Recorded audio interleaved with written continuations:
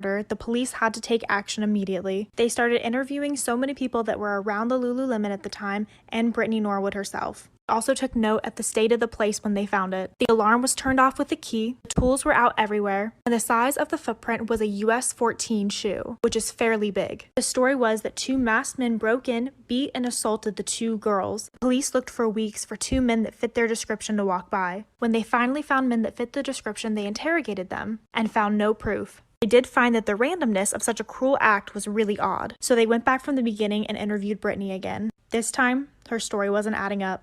Once eyes turned to Brittany, a whole history of hers popped up, specifically a history of stealing things. Recently, Jana had accused Brittany of attempting to steal a pair of yoga pants, so the police found their motive. My Instagram is below, part 3 will be next.